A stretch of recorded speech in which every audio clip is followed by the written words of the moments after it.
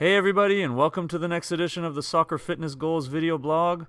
Well, after a 3-week break for World Cup qualification matches, this week the UEFA Champions League resumed, and so the topic of my blog for this week is going to be one of the matches that happened yesterday between Real Madrid of Spain and Tottenham Hotspur of England.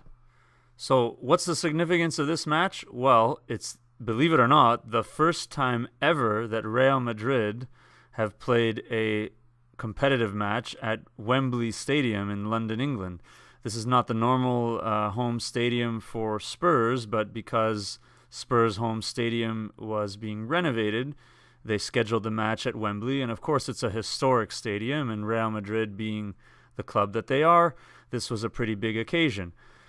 The match would also be seen as significant because of the fact that Real Madrid was coming off a loss in La Liga, which allowed Barcelona, their main rival in the league, to take over first place. But also that loss was against a small club called Girona, who recently won promotion into La Liga and certainly would not have been seen as a competitor to the Spanish giant Real Madrid, but they pulled off a 2-1 victory.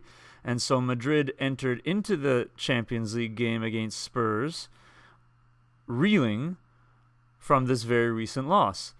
Now, what happened in the game? Their first game at Wembley Stadium, they lost 3-1, and they got totally outclassed by Spurs on the occasion. Several of Madrid's starting 11, in my opinion, I would include Marcelo, Luka Modric, Casemiro, the midfielder.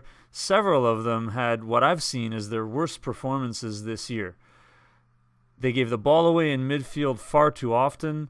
Their marking on set pieces and also during open play was very poor and led to the first 2 goals by Spurs being scored in the first half.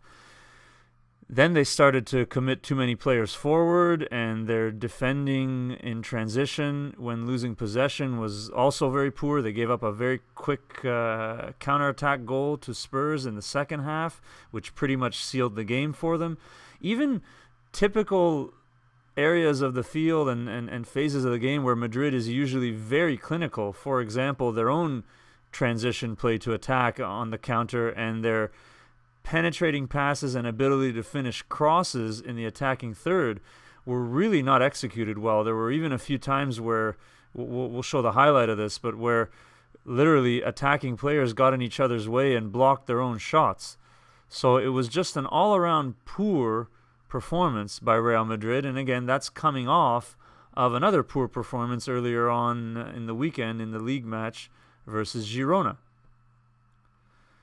So within the span of 7 days, Real Madrid, again, the club which won the 2017 Champions League and the 2015 Champions League, so they've won 2 of the past 3, the club that's won more Champions Leagues and UEFA Cups than any other club in history, the richest club in the world, the club that has one of the world's greatest players right now in Cristiano Ronaldo, as well as a starting 11 and even a bench full of top talent from all over the world, had a horrible week in which they lost 2 consecutive matches, one to a minnow in their domestic league and one to a good club in Spurs, but a club that you would have expected them to at least be competitive with, if not more often than not, to win that match.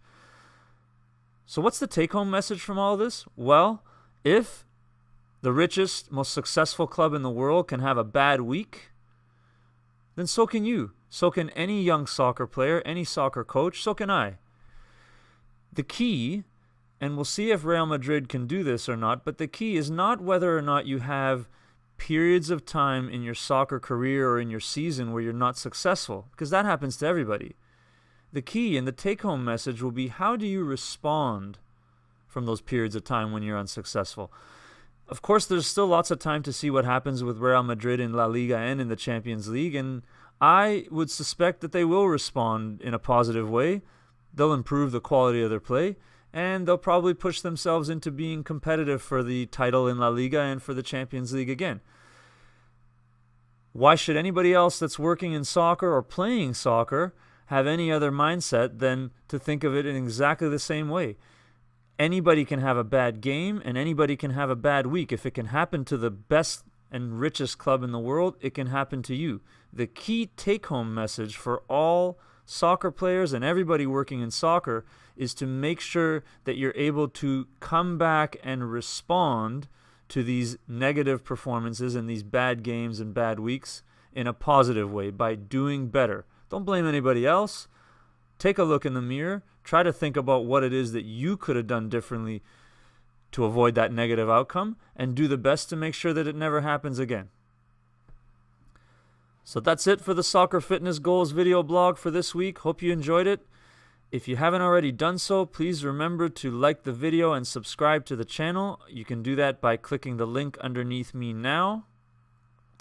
If you'd like to download the world's only customizable soccer-specific at-home fitness training program on a mobile fitness app available through Apple, Android, and BlackBerry, you can click the link below me now to download the Soccer Fitness Goals mobile fitness app. We'll see you next week on the blog, and until then, keep reaching your soccer fitness goals.